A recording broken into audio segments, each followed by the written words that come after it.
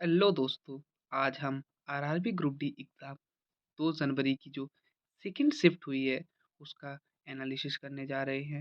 अगर वीडियो अच्छी लगे तो वीडियो को लाइक और चैनल को सब्सक्राइब करें, क्योंकि इन्हीं शिफ्टों से आगे की आने वाली शिफ्टों में क्वेश्चन पूछे जाएँगे।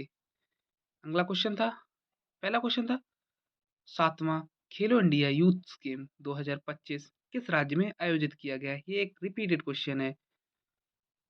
ऑप्शंस थे ए हरियाणा, बी मध्य प्रदेश, सी बिहार और डी तमिलनाडु। इसमें आपका करेक्ट आंसर था ऑप्शन नंबर सी, बिहार इसका करेक्ट आंसर था।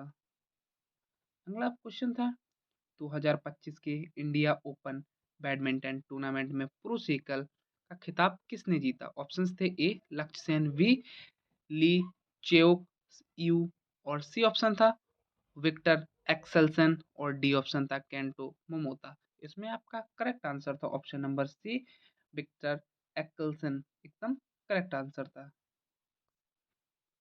अगला क्वेश्चन था केंद्रीय गृह मंत्री अमित शाह ने जून 2025 में राष्ट्रीय हल्दी बोर्ड यानी कि नेशनल टर्मरिक बोर्ड का उद्घाटन किस राज्य में किया है? ऑप्शंस थे ए महाराष्ट्र, बी आंध्र प्रदेश, सी तेलंगाना और डी कर्नाटक। इसमें आपका करेक्ट आंसर था ऑप्शन नंबर सी यानी कि तेलंगाना इसका एकदम करेक्ट आंसर था। अगर इसमें तेलंगाना के निजामाबाद में, ये एकदम इसका करेक्ट आंसर था।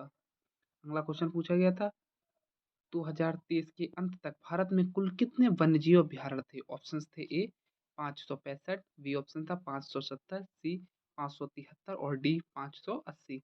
इसमें आपका करेक्ट आंसर था ऑप्शन नंबर सी यानी कि 573 यानी कि 573 एकदम करेक्ट आंसर था। अगला क्वेश्चन था बिल्ड फिक्शन इसेस एसेस पुस्तक के लेखक कौन है? ऑप्शन थे ए अरुंधति रॉय, बी अमिताभ घोष, सी जोम्पा लाहिड़ी और डी रामचंद्र गुहा। इसमें आपका करेक्ट आंसर था ऑप्शन नंबर बी यानी कि अमिताभ घोष इसका एकदम करेक्ट आंसर था। अगला क्वेश्चन पूछा गया था हाल ही में सेफ सैटरडे यानी कि सुरक्षित शनिवार कार्यक्रम किस राज्य द्वारा शुरू किया गया है? ऑप्शन हैं ए महाराष्ट्र, बी पश्चिम बंगाल, सी झारखंड और डी बिहार। इसमें आपका करेक्ट आंसर था ऑप्शन नंबर डी यानी कि बिहार इसका एकदम करेक्ट आंसर था। अगला क्वेश्चन पूछा गया था आईफा 2025 में सर्वश्रेष्ठ नेत्री यानी कि बेस्ट एक्टर का पुरस्कार किसने जीता? ऑप्शंस थे A Alia Bhatt, B Kiara Advani, C Nitanshi Goel और डी तापसी पन्नू। इसका करेक्ट आंसर था option number C, Nitanshi Goel इसका एकदम करेक्ट आंसर था। अगला क्वेश्चन पूछा गया था 2025 में भारत के पश्चिम बंगाल के किस ढाकी सम्राट को पद्मश्री पुरस्कार से सम्मानित किया गया है? ऑप्शंस थे ए कार्तिक मंडल, बी रतन भट्टाचार्य, सी गोकुल चंद्रदास और डी बापन घोष। इस पे आपका करेक्ट आंसर था ऑप्शन नंबर सी गोकुल चंद्र दास इसका एकदम करेक्ट आंसर था। अगला क्वेश्चन पूछा गया था सबसे अधिक विविधता किसमें पाई जाती है? ऑप्शंस थे ए हाइड्रा, बी अमीबा, सी अलैंगिक जनन और डी लैंगिक जनन। इसमें एक आपका करेक्ट आंसर था ऑप्शन नंबर डी लैंगिक जनन इसका एकदम करेक्ट आंसर था। अगला क्वेश्चन पूछा गया था यदि किसी अवतल दर्पण के सामने किसी वस्तु को 10 सेंटीमीटर की दूरी पर रखा जाए और उसकी छवि 20 सेंटीमीटर की दूरी पर बनती है तो दर्पण की फोकस दूरी क्या होगी? ऑप्शंस थे ए 5 सेंटीमीटर, बी 6.67 सेंटीमीटर, सी 10 सेंटीमीटर और डी 15 सेंटीमीटर। इसमें आपका करेक्ट आंसर था ऑप्शन नंबर बी यानी कि 6.67 सेंटीमीटर एकदम इसका करेक्ट आंसर था। अगला क्वेश्चन पूछा गया था यदि बिंदु ए और बी के बीच की दूरी 50 सेंटीमीटर है और ए से बी जाकर वापस ए आने में कुल समय 10 सेकंड लगता है तो औसत वेग क्या होगा? ऑप्शंस थे ए 5 सेंटीमीटर, बी 10 सेंटीमीटर, सी 2.5 सेंटीमीटर पर सेकंड और डी 0 सेंटीमीटर पर सेकंड। इस बार जो औसत वेग बराबर होता है यानी कि एवरेज वेलोसिटी बराबर होता है टोटल टोटल विस्थापन अपॉन टोटल टाइम। ये एकदम ये फॉर्मूला लगा के इसको सॉल्व किया इसका करेक्ट आंसर था ऑप्शन नंबर डी यानी कि 0 सेंटीमीटर पर सेकेंड इसका एकदम करेक्ट आंसर था। अगला क्वेश्चन पूछा गया था जब हाइड्रोक्लोरिक अम्ल की अपक्रिया सोडियम हाइड्रोजन कार्बोनेट से होती है तो मुख्य रूप से कौन सी गैस निकलती है? ऑप्शन थे A hydrogen, B oxygen, C nitrogen और डी कार्बन डाइऑक्साइड। इसमें आपका करेक्ट आंसर था option number D carbon dioxide इसका एकदम करेक्ट आंसर था।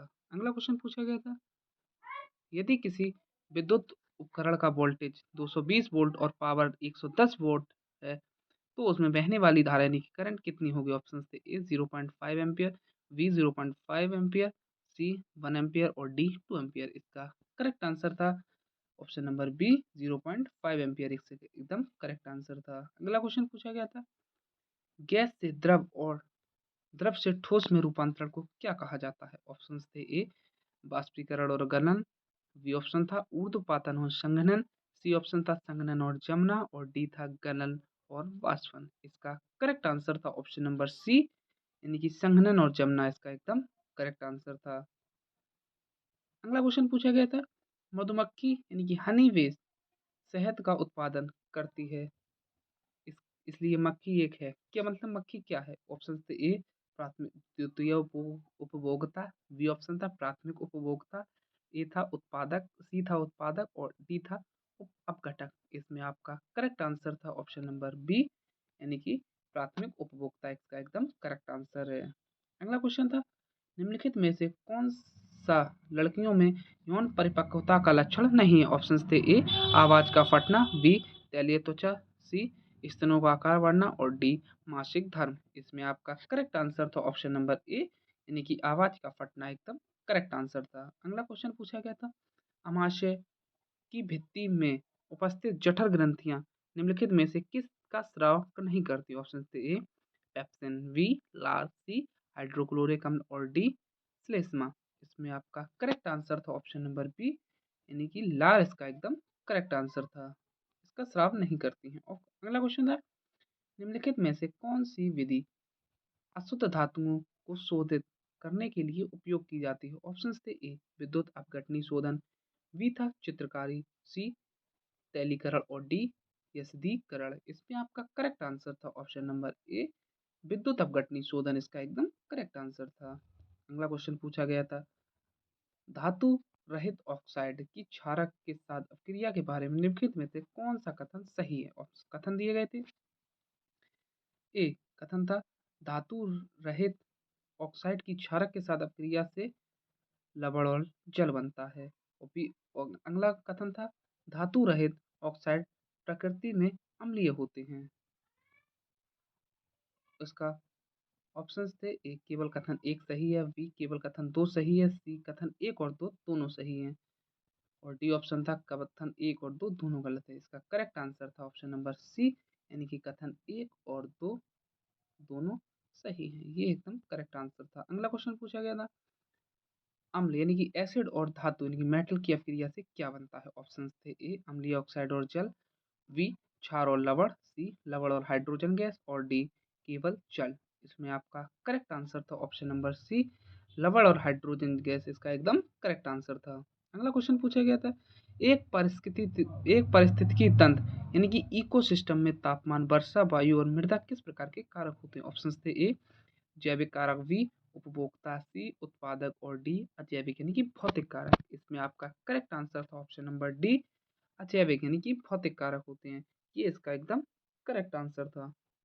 अगला क्वेश्चन पूछा गया था, वह प्रक्रिया कौन सी होती है जिसके द्वारा स्वपोषी जीव जैसे हरे पौधे बाहर से कार्बन डाइऑक्साइड और पानी लेते हैं तथा सूर्य के प्रकाश की उपस्थिति में उन्हें ऊर्जा के संचित रूप में बदलते हैं? ऑप्शन थे ए श्वसन, बी वाष्पोत्सर्जन, सी प्रकाश संश्लेषण और डी किण्वन। इसका एकदम करेक्ट आंसर था ऑप्शन नंबर सी यानी कि प्रकाश संश्लेषण इसका एकदम करेक्ट ऑप्शन था। अगला क्वेश्चन पूछा गया था, पादप में उद्गामी यानी कि ऊपर की ओर और अधोगामी यानी कि नीचे की ओर वृद्धि मुख्य रूप से किसके कारण होती है? ऑप्शन थे ए प्रकाशानुवर्तन, बी जलानुवर्तन, सी गुरुत्वानुवर्तन और डी प्रकाशानुवर्तन। इसका करेक्ट आंसर था ऑप्शन नंबर सी यानी कि गुरुत्वानुवर्तन इसका एकदम करेक्ट आंसर था। अगला क्वेश्चन पूछा गया था, प्रोटीन पाचक एंजाइम पेप्सिन का स्राव कहाँ होता है? ऑप्शंस थे ए हृदय में, बी यकृत में, सी अग्न्याशय में और डी आमाशय में। इसका करेक्ट आंसर था ऑप्शन नंबर डी यानी कि आमाशय में। ये एकदम करेक्ट आंसर था। अगला क्वेश्चन पूछा गया था AIFF यानी कि अखिल भारतीय फुटबॉल महासंघ 2025 में वर्ष के सर्वश्रेष्ठ पुरुष खिलाड़ी का खिताब किसे दिया गया? ऑप्शंस थे ए गुरप्रीत सिंह संधू, बी ऑप्शन था अनिरुद्ध थापा, सी सुभाषिस बोस और डी सुनील छेत्री। इसमें आपका करेक्ट आंसर था ऑप्शन नंबर सी यानी कि सुभाषिस बोस इसका एकदम करेक्ट आंसर था। अगला क्वेश्चन पूछा गया था अप्रैल 2025 में किस देश में बड़े रेत और धूल के तूफान आए जिसके कारण विमान यात्राएं प्रभावित हुई और कई उड़ानें रद्द करनी पड़ी? ऑप्शंस थे ए सऊदी अरब, बी ईरान, सी इराक और डी संयुक्त अरब अमीरात यानी कि UAE। इसका करेक्ट आंसर था ऑप्शन नंबर सी इराक। इसका एकदम करेक्ट आंसर था। अगला क्वेश्चन था भारत ने राफेल लड़ाकू विमान किस देश से खरीदे हैं? ऑप्शंस थे ए रूस, बी संयुक्त राज्य अमेरिका, सी फ्रांस और डी इजराइल। इसमें आपका करेक्ट आंसर था ऑप्शन नंबर सी यानी कि फ्रांस एकदम करेक्ट आंसर था।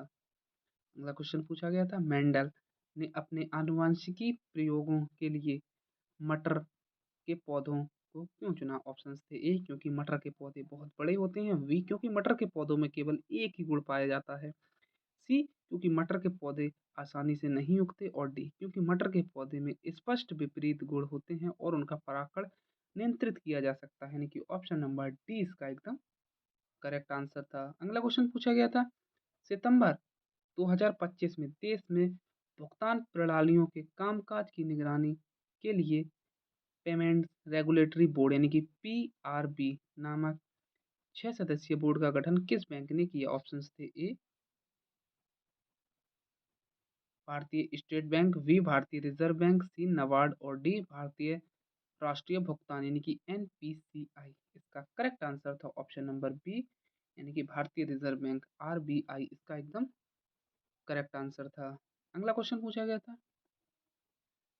वर्ष 2025 की वर्ल्ड टेबल टेनिस चैंपियनशिप यानी कि कहाँ आयोजित की गई? ऑप्शंस थे A London England, B Seoul दक्षिण कोरिया, सी दोहा कतर और डी बुडापेस्ट हंगरी। इसका करेक्ट आंसर था option number C Doha Qatar. इसका एकदम करेक्ट आंसर था। अगला क्वेश्चन पूछा गया था अप्रैल 2025 में किस देश ने JCBL ग्रुप के माध्यम से भारत के साथ पहला रक्षा समझौता ज्ञापन पर हस्ताक्षर किया? ऑप्शंस थे ए घाना, बी वियतनाम, सी स्लोवाकिया और डी श्रीलंका। इसमें आपका करेक्ट आंसर था ऑप्शन नंबर सी यानी कि स्लोवाकिया। इसका एकदम करेक्ट आंसर था। अगला क्वेश्चन पूछा गया था मई 2025 में सूडान के नए प्रधानमंत्री कौन बने हैं? ऑप्शंस थे ए अब्दुल्ला हमदोक, बी उमर अल बशीर, सी दफल्ला अल हज अली और डी कामिल इदरीस। इसमें आपका करेक्ट आंसर था ऑप्शन नंबर डी